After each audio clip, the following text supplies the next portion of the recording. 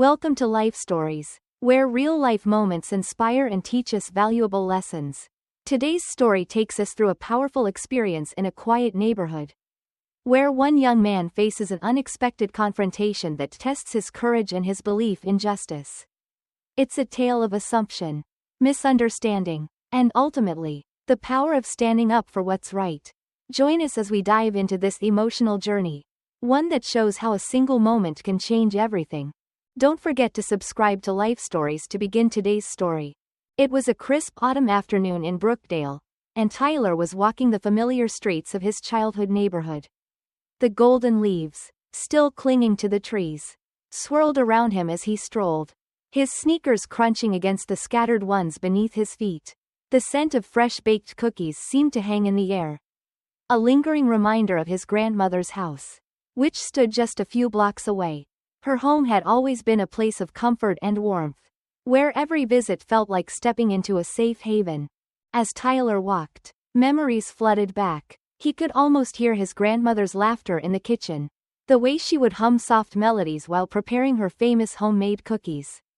She had always made him feel loved and protected, her arms enveloping him in the warmest hugs whenever he arrived. The neighborhood, with its quiet streets and friendly neighbors, had been a place where Tyler had always felt safe, where he knew everyone and everything around him. That afternoon was no different. He felt a peaceful ease, as he hummed a song his grandmother used to sing when he was younger. The breeze was light, but just cold enough to remind him that the seasons were changing. There was a sense of tranquility in the air, the kind you only get in a place that feels like home. But as he turned the corner on Oakwood Avenue, something shifted. He couldn't put his finger on it at first, but Tyler began to notice two police officers walking behind him. He didn't think much of it. Brookdale was a quiet town, and seeing a police patrol was nothing unusual.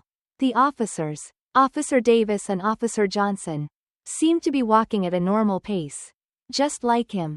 However, after a few moments, Tyler began to feel something was wrong. The footsteps behind him were too synchronized, too deliberate. He had always been aware of his surroundings, but it was only now, as his heart began to beat a little faster, that he realized they weren't just walking, they were following him. Tyler tried to shake the feeling off, thinking it was just his imagination. Maybe he was just being paranoid. But as he glanced back over his shoulder, he felt a cold shiver run down his spine. Officer Davis and Officer Johnson weren't just patrolling, they were staring at him. Their eyes were hard, unwelcoming, and there was something in their gaze that made Tyler's pulse quicken. It wasn't just a casual glance, they were sizing him up, watching his every move. Confused and unsettled, Tyler turned his attention back to the path ahead of him. His grandmother's house wasn't far now, and he just needed to make it there without drawing any more attention. Yet, the sensation of being watched didn't fade. In fact, it only intensified. The officer's footsteps grew louder, as if they were closing in on him. Every step Tyler took seemed to be mirrored by their own. He looked down at his phone, trying to distract himself, but all he could focus on was the unease that was gnawing at him. He had lived in Brookdale his entire life. This was his neighborhood, his home. He had never once felt unsafe here. Not until now. Unable to shake the feeling of dread, Tyler pulled out his phone, his fingers shaking slightly as he dialed his father's number. Chief Michael Miller, his dad, was always there when things went wrong. Tyler had been taught from a young age that if he ever felt threatened, he could call his dad. He hadn't had to do it often, but today, the fear he felt was palpable. His heart thudded against his chest as the phone rang. "Hey, buddy, what's up?" came his father's voice on the other end. Tyler's shoulders sagged slightly with relief just hearing it. His dad always had a way of making things feel less overwhelming.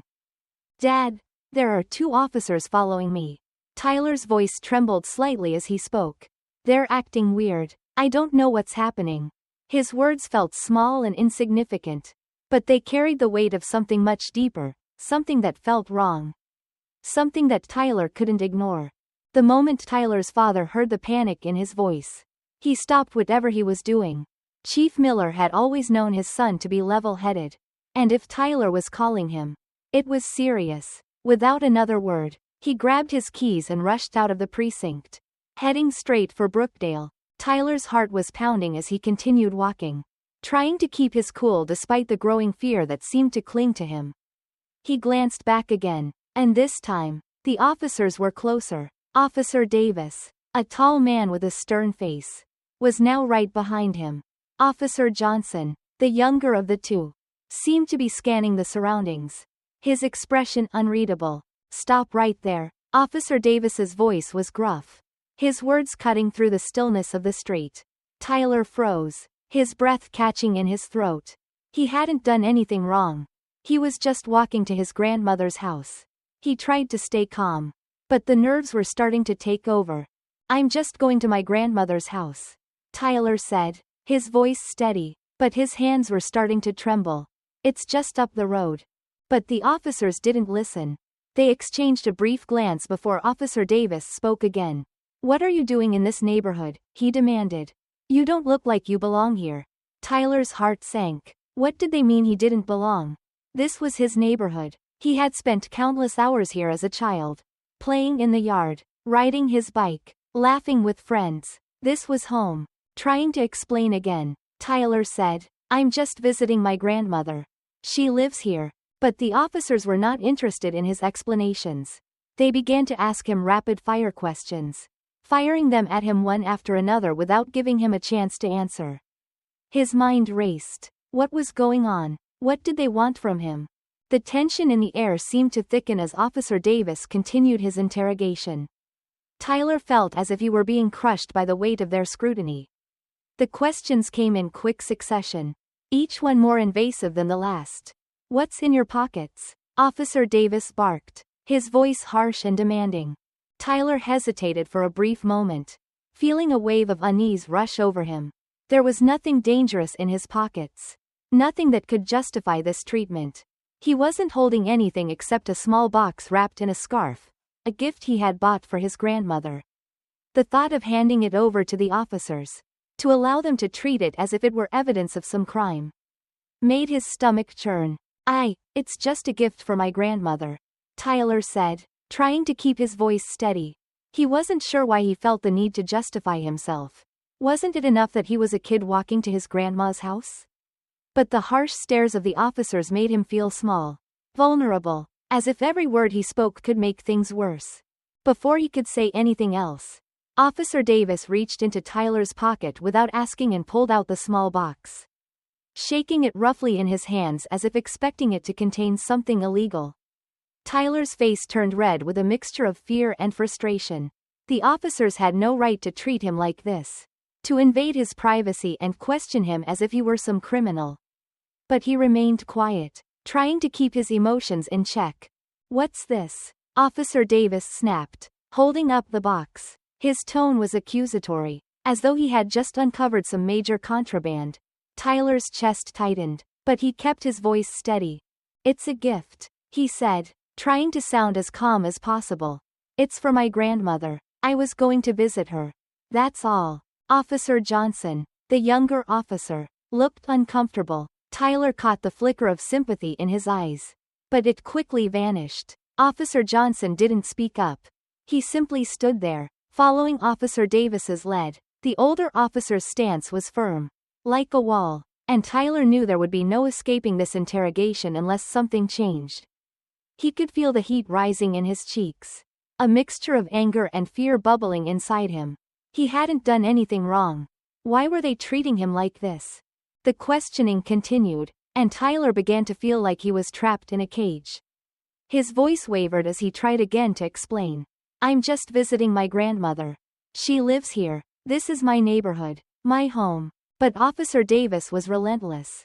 He looked Tyler up and down with a sneer, his judgmental gaze making Tyler feel smaller than he ever had before. "Kids like you shouldn't be wandering around here without a reason." Officer Davis spat. Tyler's heart clenched. "Kids like you?" Those words stung deeper than he could explain.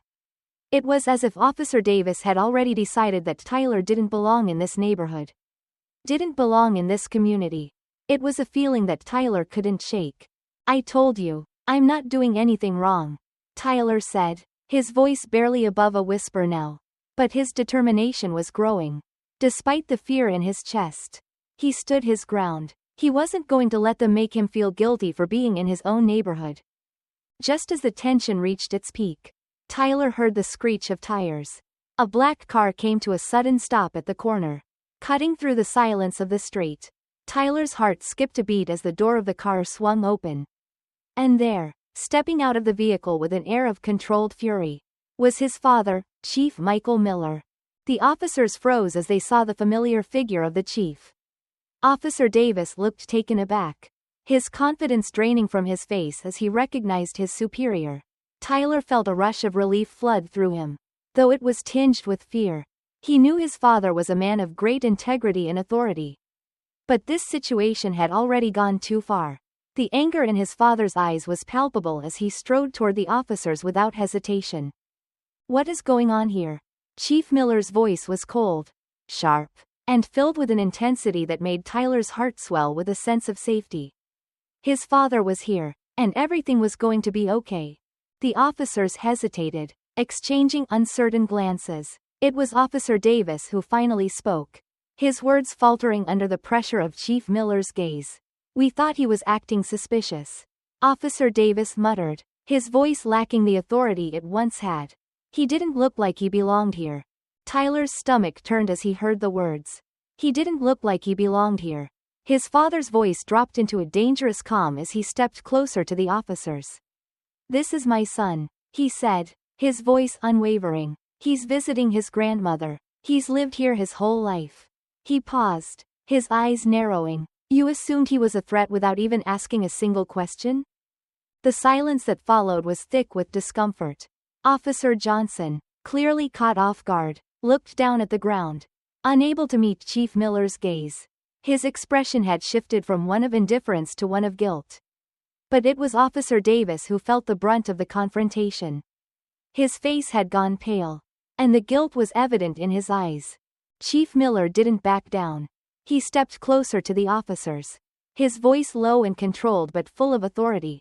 "Is this how you treat kids in this community?" he asked. "Would you do this to your own children?" The question hung in the air, a sharp accusation that stung both officers, making them visibly uncomfortable. Both officers lowered their heads in shame, their eyes avoiding Chief Miller's piercing gaze. "No, sir," Officer Johnson muttered, his voice small and apologetic. "We didn't know." Chief Miller's voice hardened. "You didn't know because you didn't bother to find out." He let the words settle in the air before continuing. "From now on, you will treat every person here with respect. Today, you made a grave mistake." Tyler stood there, his chest tight, but he felt a swell of pride. His father had stood up for him, had defended him in front of those who had tried to make him feel like an outsider in his own home. Tyler didn't know what the future held, but he knew this moment would stay with him forever, a lesson in dignity, in standing up for what's right, and in never letting anyone make you feel less than you are. With a final look at the officers, Chief Miller put his hand on Tyler's shoulder. "Let's go, son," he said, his voice calm but firm. As they walked away, Tyler felt his heart lighten, the weight of the moment lifting just a little. But the lesson was clear. This was just the beginning of making Brookdale a safer, fairer place for everyone. As Tyler and his father walked away from the officers, a sense of calm settled over him. The fear that had gripped his chest slowly ebbed away, replaced by a quiet pride. He had stood up for himself. And more importantly, his father had stood up for him. That moment would stay with him forever, etched not just as a reminder of the injustice he faced, but of the powerful lesson his father had taught him about standing firm in the face of adversity, and the importance of respect and empathy. Chief Miller had made it clear to the officers that mistakes like this couldn't go unchecked. That Brookdale was a place where people, especially children, should feel safe and respected. The officers, their heads lowered in shame, would carry that lesson with them. But Tyler knew the real impact would come from how this moment would shape the future of their community. It wasn't the end of the problem, but it was a start towards making things better for everyone. As they turned the corner, heading toward his grandmother's house, Tyler felt a sense of peace wash over him. It was a small step, but a necessary one. Life had a way of teaching hard lessons.